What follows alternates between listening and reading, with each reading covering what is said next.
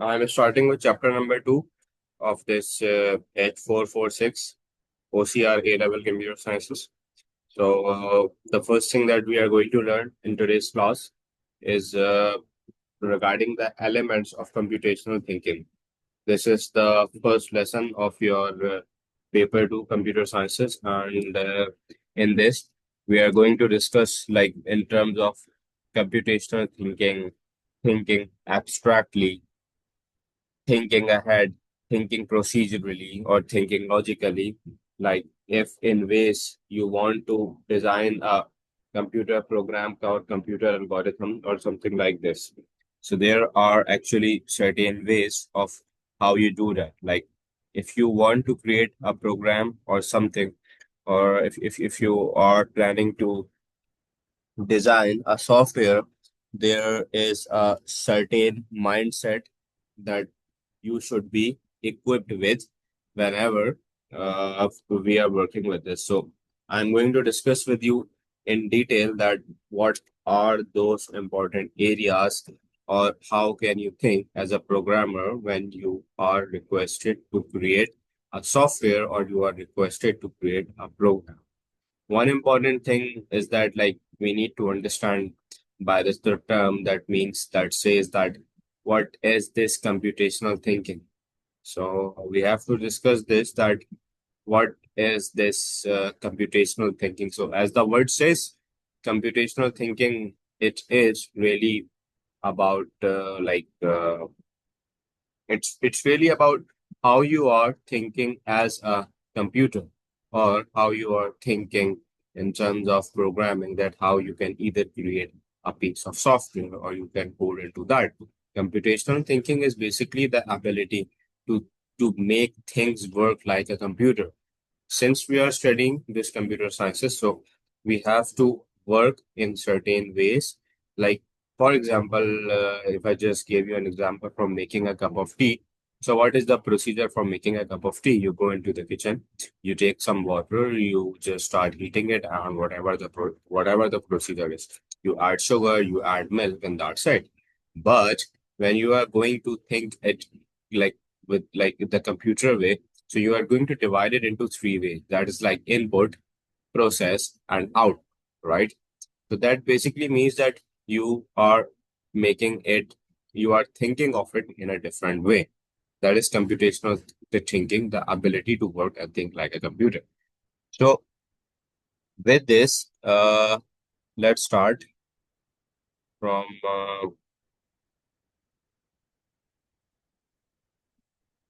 right here that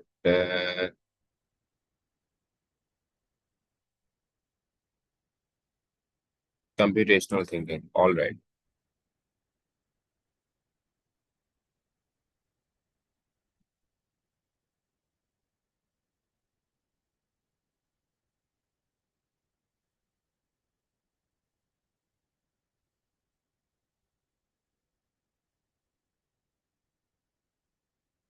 So the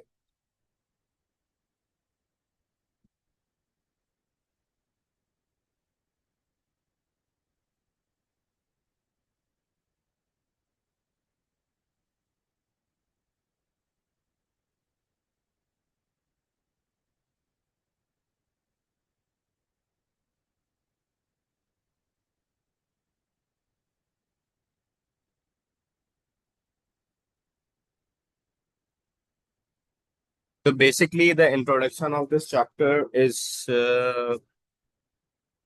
like the expression computational thinking is like when you are talking about a lot in computing and educational circles these days. So it is actually not a concept. This term was first coined in 1996 by Seymour Papert, and he was basically a computer scientist who, among other things, helped to develop Logo. Logo is basically a programming language that aimed the students to think computationally.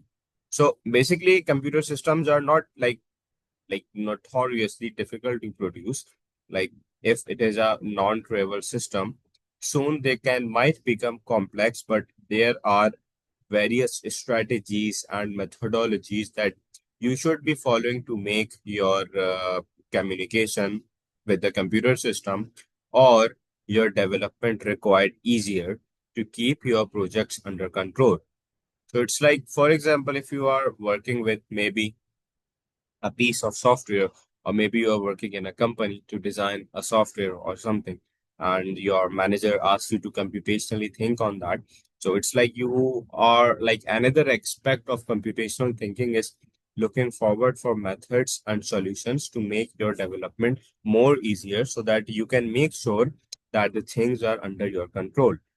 So the discipline of software engineering, right? Like when I am referring to this computational thinking, it's like I'm talking to you with in perspective or like either if you are going to develop a piece of software or in terms of software engineering perspective. So it's like the discipline of software engineering is like concerned with the aspect of where you have systems development, you have software development, you are creating a piece of software, you are maintaining it, you are testing it, and there are certain practices and certain conditions that have become standard standard for this time. So like as well as the development of the system and the greater use of computer system is changing the way we think about things and understand the world and the universe. So I just gave you the example of that making a cup of tea, right? So it's like when you computationally think that you always think it the computer way, like input output process, whereas it's different in the real world. So the realization is that the complexities of the life and the world around us are explainable in terms of information system, and often very simple processes has allowed us to look at the world into a whole new different way and to the powerful way. So if we are actually understanding how the things are working in terms of natural information systems, it allow us to produce like new inventions that like on the change perspective that computer bring to us. What is that change perspective? The change perspective is the concept of how we are actually creating the things, like what input you should be having, what predicted outcomes you will be having. So this is actually when I basically talk about in terms of the computational thinking. So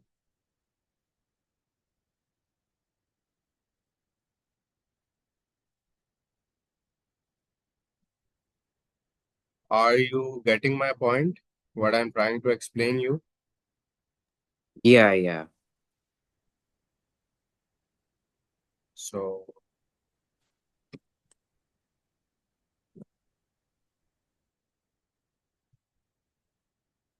are you able to see my notebook? Yeah. All right. So can you give me one definition of this computational thinking? Like we have talked a lot on this. Oh, yeah. So computational thinking is a way of breaking and not breaking down. Well, it can involve breaking down problems or removing unnecessary bits or just thinking a yes or no answer. So, so those techniques are used in everyday lives. Mm-hmm. Yeah, and it's to use to make things easier for us to solve an issue, Mm-hmm.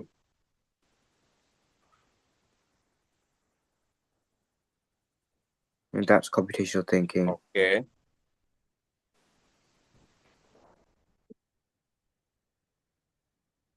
So, Yes. mm, Yes. you're what happened? You're staying quiet. Because I'm writing. Can you see my screen? Yeah, I can see it. Yeah, I'm quiet because I am writing down the definition for you. All right, but was I correct though? Yes, though you was correct, but I want you to be more specific in your answer. And for being more specific, I'm going to write down the definition for computational thinking. That You mean it, how to deliver it in the actual exam? yes, All right. or what can be the accurate definition. You know, it's really easy when we just discuss the things over again and again, but when we have to write them, that's a different way. So the computational thinking is like, first of all, it is a problem solving approach that borrows. techniques from computer sciences. If you want to write, you can also write maybe in your notes or something. So when it comes to your computational thinking, you can say you have the concept of abstraction, you have the concept of problem decomposition. We are going to discuss them in detail. We have problem decomposition, and we also have the concept of development of algorithms. So these are the areas where we will be focusing. There are more areas in this, but to be like talk in the broader term, so this is one of them. So computational thinking is basically applied to a wide variety of problems, not just the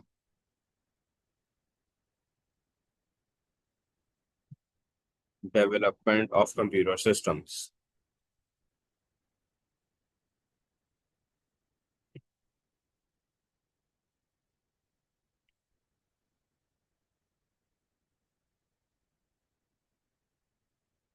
So it's like you can say that computer profession, this can be your one point, this can be your another point.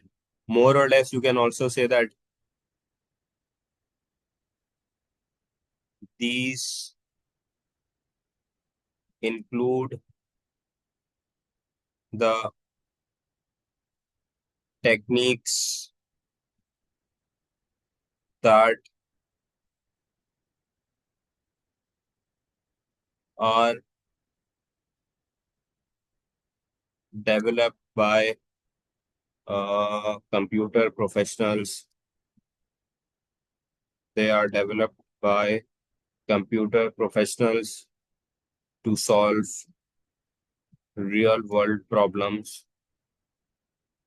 to solve real world problems and turn them into computer science. You can also say this.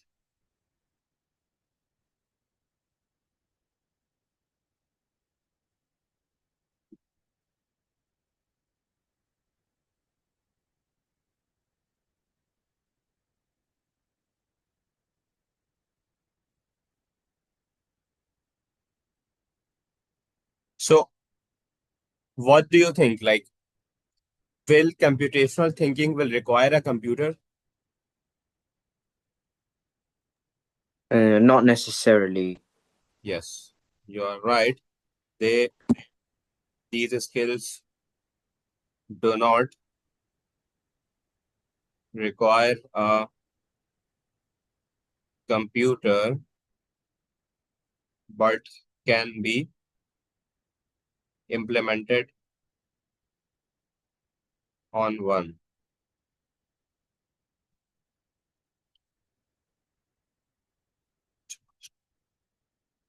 So, what do you think? Where I can use this computational thinking? Can you give me one scenario? If you're like cooking fish and chips, you will need to like break down what you need to make it, Mm-hmm. and how you need to heat it, and you'll need to ignore where you got it from, and you need to think, does it need to have this or that?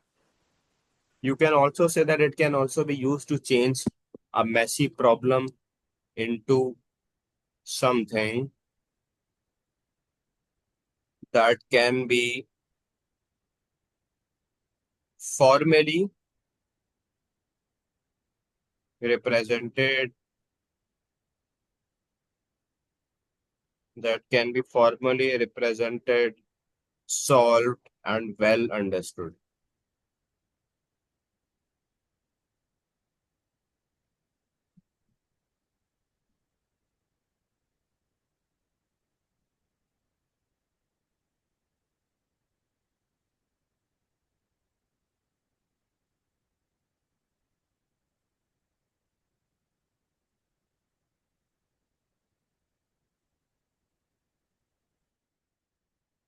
So should I move on? Sure. Okay, you are writing.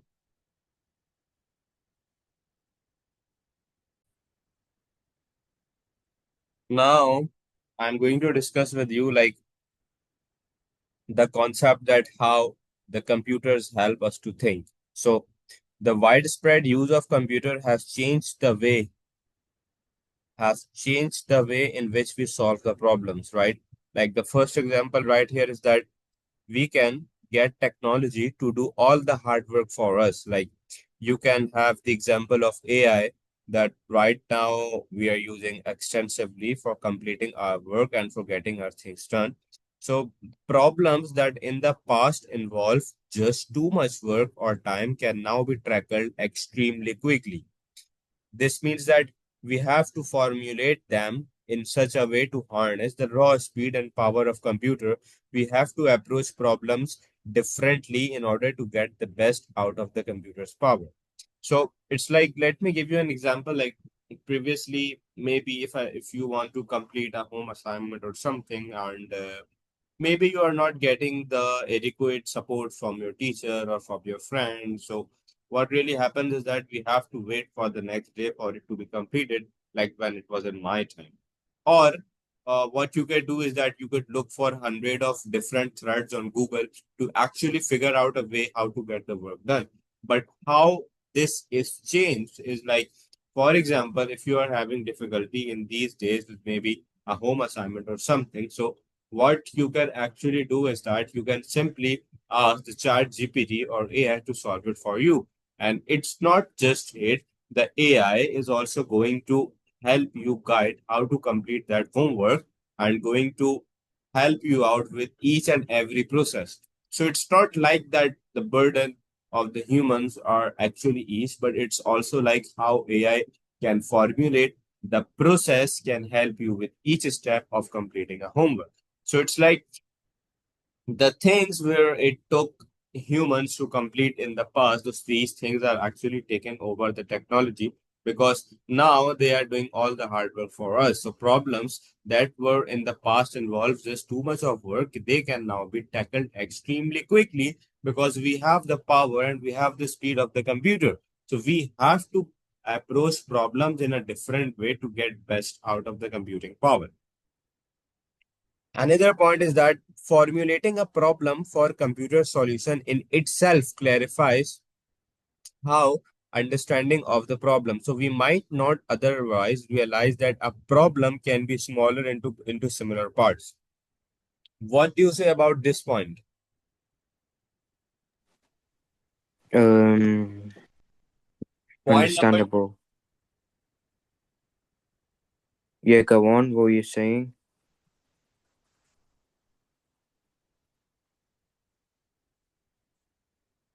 Are you what is your there? understanding about this? Mhm.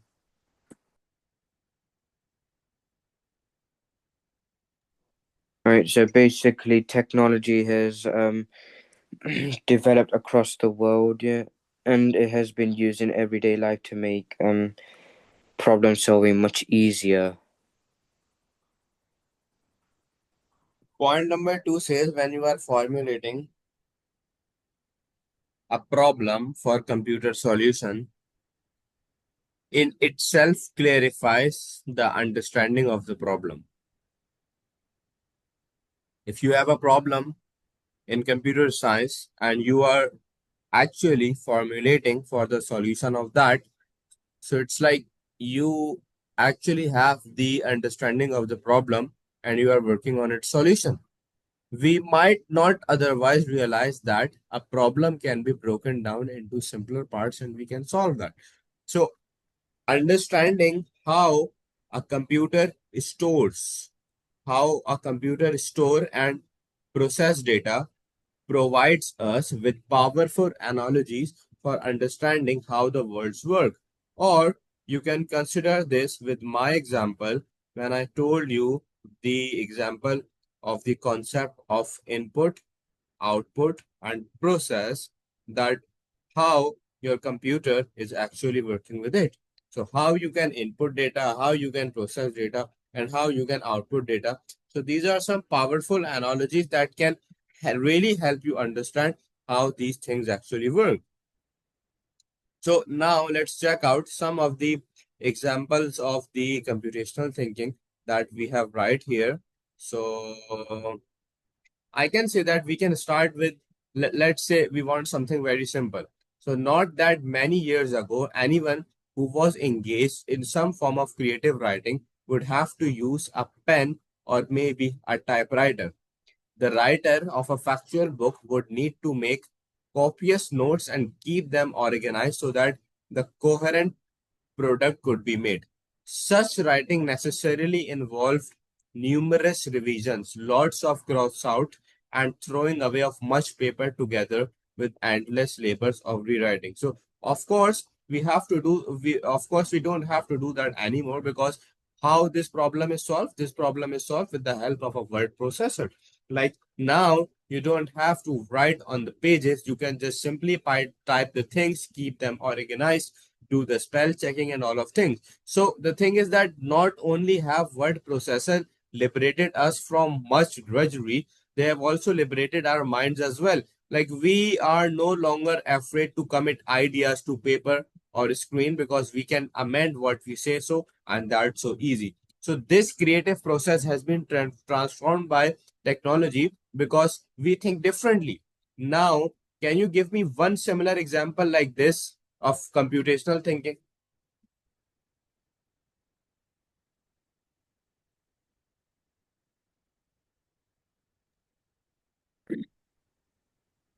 Um, Give me one similar example like this.